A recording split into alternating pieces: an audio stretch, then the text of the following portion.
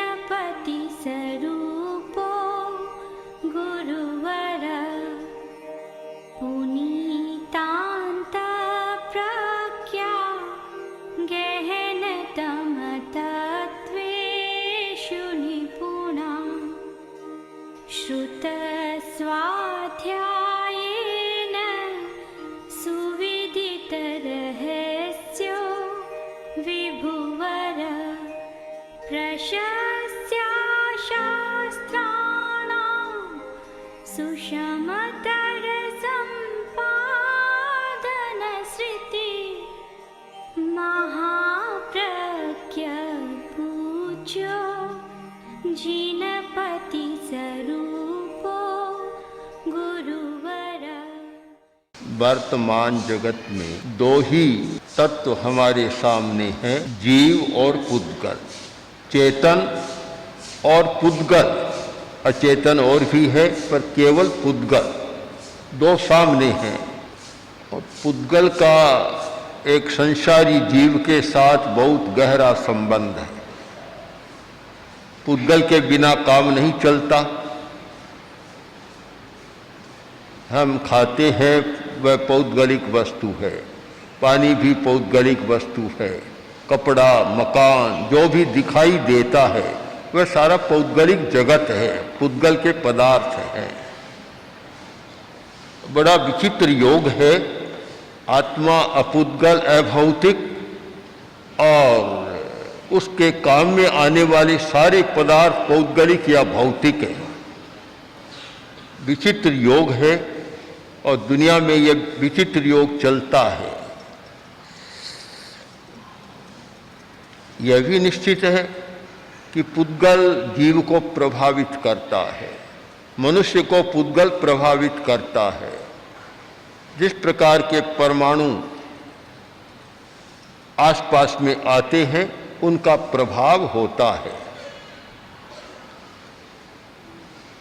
कपड़े का भी प्रभाव होता है, कपड़े के रंग का भी प्रभाव होता है, भोजन का भी प्रभाव होता है और भोजन के रंग का भी प्रभाव होता है। पीला रंग अच्छा है पर ज्यादा पीले रंग का उपयोग करना भी अच्छा नहीं है। अति मात्रा में प्रयोग किया जाए तो पीला रंग कैंसर का कारण भी बन सकता है। लाल नहीं, पीला नहीं, नीला नहीं, गेरुआ नहीं, सफेद वस्त्र ही क्यों पहनते?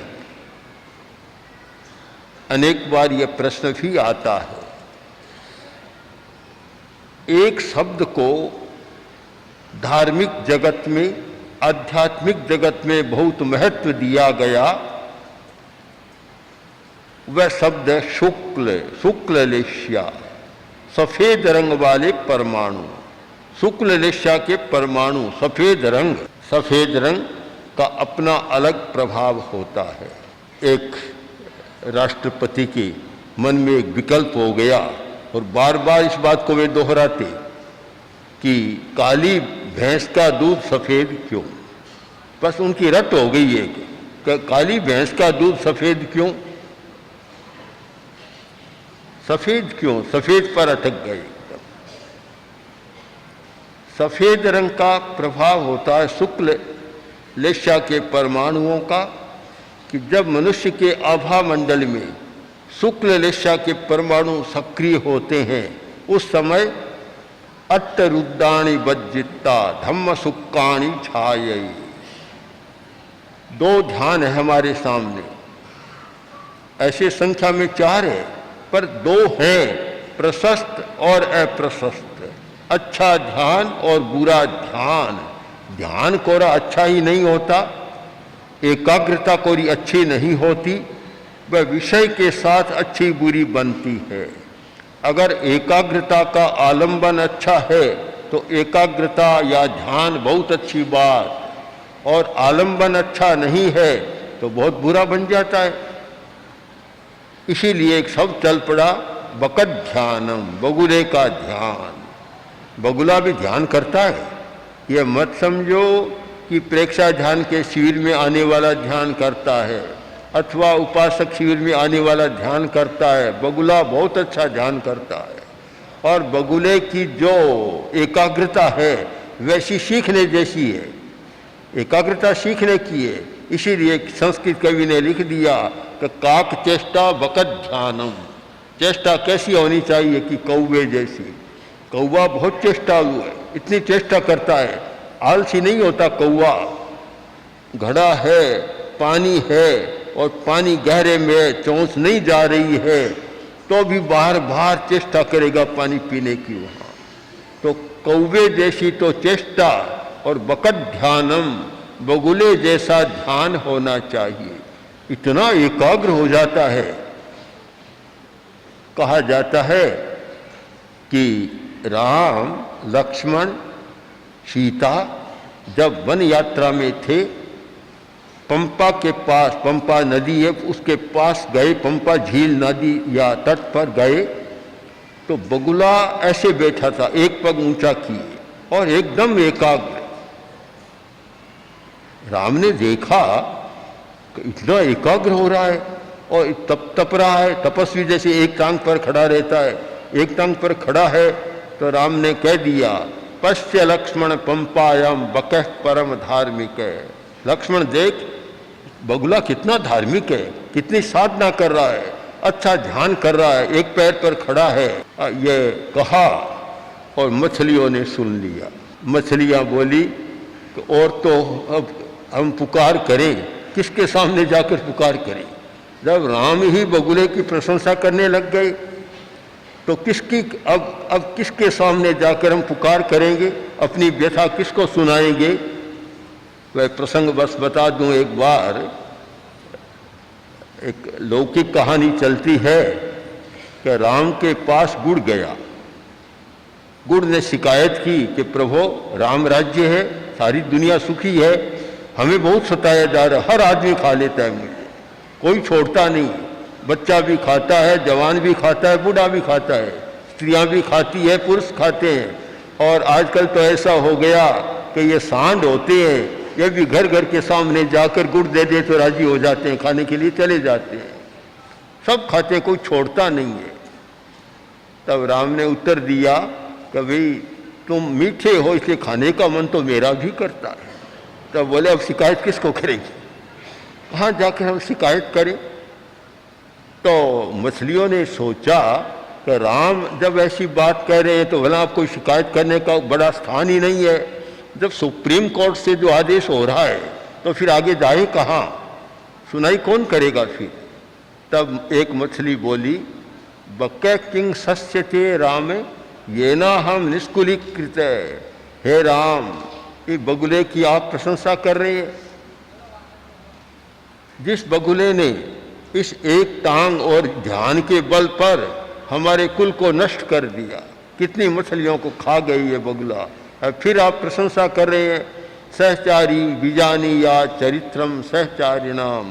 प्रभु आपको पता नहीं है, सहचारी का चरित्र साथ में रहने वाला ही जानता है, दूसरे को भला क्या पता। आप तो आ जाए, आपको कैसे पता लगे। तो बगुला भी ध्यान तो करता है, किंतु वह ध्यान आलंबन अच्छा नहीं, इसलिए अच्छा नहीं माना जाता। तो ध्यान दो कोटि के बन जाते हैं। ये एक विशेष बात है जैन साधना पद्धति में कि ध्यान को भी बुरा माना है। ध्यान का ऐसा वर्गीकरण नहीं मिलता, ध्यान में तो अच्छा ही माना जाता है, पर दो कर दिए, अच्छा ध्यान और बुरा ध्यान। आर्त ध्यान और रौद्र ध्यान अच्छे नहीं, ये बुरे ध्यान है। ध्यान तो है, एकाग्रता इतनी गहरी होती है, एकाग्रता बहुत गहरी हो जाती है। सब लोग जानते हैं, प्रसिद्ध बात है कि संत तुलसीदास जब संत नहीं थे और पत्नी के लिए वहाँ ससुराल गए और ऊपर चढ़े, इतने उसमें थे, लीन हो गए, ऊपर चढ़े किसके सहारे जानते हैं, चले गए। ध्यान तो कितना गहरा था, कितनी एकाग्रता थी, पर वह एकाग्रता काम से जुड़ी हुई एकाग्रता थी। कभी हमारी एकाग्रता धन के साथ जुड़ जाती है, कभी अर्थ के साथ जुड़ जाती है, कभी काम वासना के साथ जुड़ जाती है। एकाग्रता तो गहरी होती है पर वह अच्छा ध्यान नहीं होता। आचारांग सूत्र में एक प्रसंग आता है कि एक व्यापारी बहुत बड़ा धनी था, बहुत लोभी था और पैसे के सिवाय दूसरे को कोई स्थान नहीं था। पैसे के सामने न बेटा, न पत्नी, न भाई और कोई नहीं, केवल पैसा। इतना ज़्यादा आसक्त हो गया पैसे में, इतना लोभी बन गया। तब लोगों ने सोचा कि क्या करें, थोड़ा इसको बदलना चाहिए।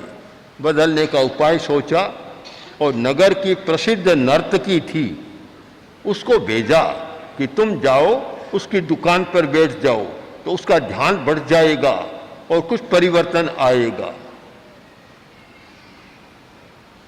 वह चली गई, बैठ गई,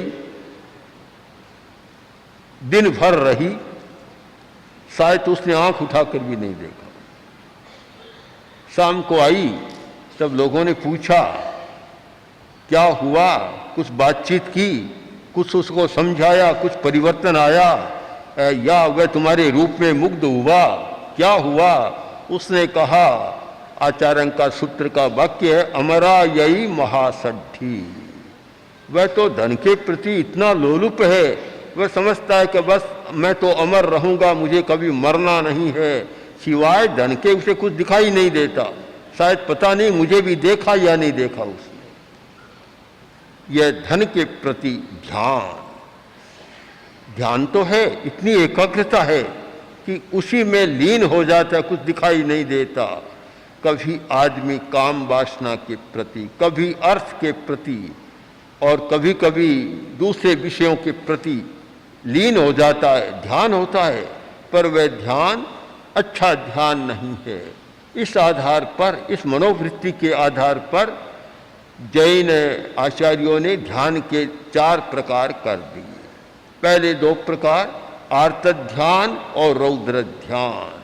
आर्त ध्यान ये तो बहुत चलता है और पता नहीं कैसे परमाणु आते हैं, कौन सी लेस्या के परमाणु आते हैं, आर्त ध्यान बहुत चलता है। आर्त ध्यान का एक लक्षण है कि अनुकूल प्रिय व्यक्ति या वस्तु का संयोग हो गया, आर्त ध्यान में चला गया। एक वस्तु अनुकूल है, खो गई, आर्त ध्यान, पीड़ा शुरू हो गई, आरती शुरू हो गई, वेदना शुरू हो गई, प्रिय वस्तु चली गई। कभी कभी घर में कोई चोरी हो जाती है, धन चला जाता है, आदमी रोने लग जाता है। और मैंने स्वयं अनेक लोगों को सामने रोते हुए देखा। मैंने पूछा, बोलो ये क्या बात है, क्यों रो रहे हो? कि इतना चला गया, इतना चला गया। मैंने कहा, तुम लेकर आए थे क्या? जन्मे तब लेकर तो नहीं आए ना, लेकर तो नहीं आए, तुमने ही तो कमाया। चला गया तो फिर कमाने की बात है, हाथ है, 10 अंगुलियां हैं, तुम्हारे 2 हाथ है, रोते क्यों हो? ऐसे लोगों को भी देखा कि जिनके पास बहुत है, थोड़ा सा भी चला जाता है तो पूरे दिन दुखी बन जाते हैं। ऐसे लोगों को साक्षात देखा है, कोई फर्क नहीं पड़ता। तो अनुकूल पदार्थ का वियोग हो गया, खाने में रोटी परोसी, अच्छा भोजन परोसा और इतने में कुत्ता आ गया और खा गया, दुखी बन जाता है।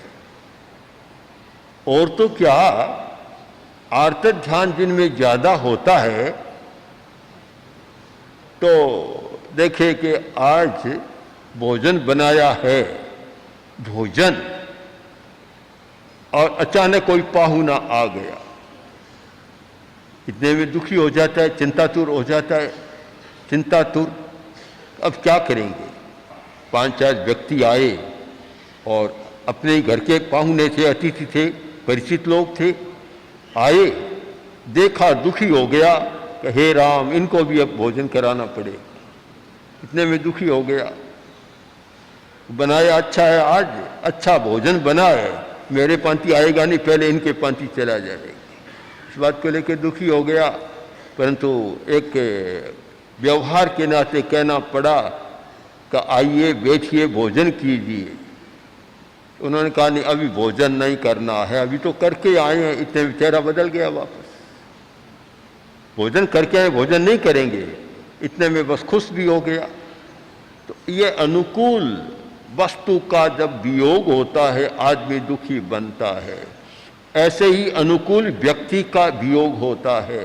अपना प्रिय व्यक्ति चला गया, बीमारी के कारण अथवा दुर्घटना के कारण अथवा अन्य किसी कारण अपना प्रिय व्यक्ति चला गया, आदमी रोता है। इस सच्चाई को हम समझने का प्रयत्न करें कि कोई मरता है उसके कारण आदमी नहीं रोता, उस व्यक्ति के लिए रोता है जो अपना प्रिय व्यक्ति है। बस प्रियता के साथ रोना जुड़ा हुआ है, अप्रियता के साथ कोई रोना जुड़ा हुआ नहीं है। अप्रिय कोई चला गया तो चला गया। रोने की बात भी प्रियता के साथ आती है।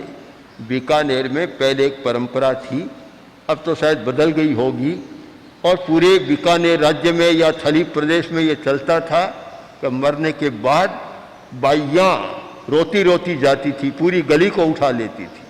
नहीं, रोती रोती जाती थी, लंबे समय तक और लंबी दूरी तक जाती थी। अब कोई मर गया, रोने वाली कम आई, तो फिर बीकानेर में ऐसा था, किराए पर महिलाओं को लाते थे, भाड़े लाते थे रोने के लिए, क्योंकि गलियों में रोते रोते जाना है। एक दो तो अच्छा नहीं लगता, 5-10 को किराए पर वेतन देकर भाड़े पर ले आते, भाड़े थी रोने वाली। अब भला प्रिय व्यक्ति गया, उसकी तो आंखों में आंसू आ सकता है, पर जिसका कोई संबंध नहीं, कोरा पैसे से संबंध है, आंसू कैसे आए? रोए तब आंसू लाना जरूरी है। तो रोती जाती, चलती जाती, थूक निकालती जाती, आंसू टपकाती जाती। और क्या करे? तो जहां प्रिय व्यक्ति का वियोग होता है, वहां आर्त ध्यान पैदा होता है। दुनिया में या पूरे देश में और पूरे विश्व में प्रतिदिन हजारों लाखों आदमी मरते हैं, किसी को दुख नहीं होता। दुख उसी को होता है जो अपना प्रिय व्यक्ति चला गया। तो आर्त ध्यान का एक लक्षण है प्रिय का वियोग। प्रिय का वियोग होने पर आर्त ध्यान की स्थिति बनती है। आर्त ध्यान का दूसरा लक्षण है अप्रिय वस्तु का संयोग। आदमी जो नहीं चाहता और वह मिल जाता है, तब दुखी बन जाता, आर्त ध्यान पैदा हो जाता है। एकाग्रता तो बहुत होती है। अप्रिय कोई आ गया तो एक शब्द चल पड़ा, एक कहावत कि भाग फूटा कहाँ से आ गया, क्या होता है। अप्रिय व्यक्ति का संयोग मिलता है। यह पारिवारिक स्थिति का विश्लेषण करें तो पता चलेगा कि घर में कोई स्त्री आई, विवाह हुआ और तेज स्वभाव वाली आ जाती है, अप्रिय का वियोग संयोग हो गया, मनचाही नहीं, बिना मनचाही का संयोग हो गया, दुखी बन जाता है। पति दुखी बनता है और बनता है। और पत्नी तो अच्छी है, पति का तेज स्वभाव है, तो भी वही बात हो गई, अप्रिय संयोग हो गया। अप्रिय वस्तु का संयोग, अप्रिय व्यक्ति का संयोग। पहला था वियोग, यह है संयोग। प्रिय का तो वियोग और अप्रिय का संयोग। जब अप्रिय का संयोग होता है, आदमी तिल मिला उठता है, नहीं चाहता, एक क्षण भी नहीं चाहता कि यहां रहे। दोनों ओर से दुख पैदा होता, आर्त ध्यान पैदा होता है। ये क्यों होता है? इसका कारण है कि जब नील लेशा के परमाणु, कापोत लेशा के परमाणु काम करते हैं, तब ये मन की स्थिति बनती है। इसीलिए कहा गया कि जब शुक्ल लेशा के श्वेत परमाणु, धोले परमाणु, सफेद परमाणु हमारे पास सक्रिय होते हैं तो अट्टरुद्दानी बज्जिता, आर्त ध्यान समाप्त हो जाता है। एक मन का कायाकल्प होता है, इतना बड़ा कायाकल्प कि जब शुक्ल रेशा के परमाणु सक्रिय हैं, अगर अप्रिय का संयोग हो गया और प्रिय का वियोग हो गया तो भी वह तटस्थ रहेगा, दुखी नहीं बनेगा, शांत रहेगा, शांत रहेगा। मेरे सामने भी एक प्रश्न आता है, अनेक परिवार आते हैं जिनमें किसी का वियोग हो गया, किसी के पति का वियोग, किसी के पत्नी का वियोग, किसी के पुत्र का वियोग, ऐसे अनेक प्रकार के लोग आते रहते हैं, बहुत आते हैं लोग। मैं देखता हूँ, अध्ययन करता हूँ उनका। एक परिवार आता है और एक पति आया और पत्नी का वियोग हो गया, तो मैंने देखा कि बहुत शांत है, बिल्कुल शांत, आर्त ध्यान में नहीं है। हमारा पहला प्रश्न होता है, आर्त ध्यान में तो नहीं हो? कि नहीं, बिल्कुल नहीं। ठीक है, कोई बात नहीं, नियम है, जानता हूं मैं। उत्तर मिलता है कि मैं जानता हूं, नियम है कि दो हैं, दो में एक तो पहले जाएगा। दोनों तो साथ में प्राय जाते नहीं है, बहुत कम चांस होता है ऐसा, एक तो जाएगा। ठीक है, मैंने तो इस रूप में ले लिया कि मैं लाया था और मैंने ही अपने हाथों से कुशल पूर्वक विदा कर दिया, एकदम शांत रहता है। तो ऐसे लोगों को भी देखा कि पत्नी चली गई, अवस्था भी काफ़ी है और बुढ़ापे में शायद पत्नी का वियोग ज़्यादा दुखदायी होता होगा, समस्या होती है, तो रोते रहते हैं, ऐसे रोते हैं कि उनको थामना मुश्किल हो जाता है। यह अंतर क्यों? दो प्रकार के व्यक्ति क्यों? घटना एक जैसी घटना कि एक की भी पत्नी चली गई, दूसरे की भी चली गई, एक का भी पति चला गया, दूसरी महिला का भी पति चला गया। घटना तो एक समान दोनों के लिए, पर व्यक्ति दो प्रकार के, एक तो दुखी बनता है और एक शांत रहता है, उसको सहन कर लेता है, वो शांत रहता है। यह अंतर क्यों? इस अंतर को खोजें तो हमें लेस्या के सिद्धांत को समझना होगा कि जब शुक्ल लेस्या जैसी कोई स्थिति बनती है, आदमी उपशांत रहता है, नियम को जानता है, प्रकृति के नियम को जानता है, सच्चाई को जानता है और उसको सहन कर लेता है। इस पर विचार करना है कि थोड़ी उदारता के साथ कैसे व्यवस्था को आगे बढ़ाएं। ओम आरती। ओम श्री महाप्रज्ञ गुरवे नमः। ओम श्री महाप्रज्ञ गुरवे नमः। ओम श्री महाप्रज्ञ गुरवे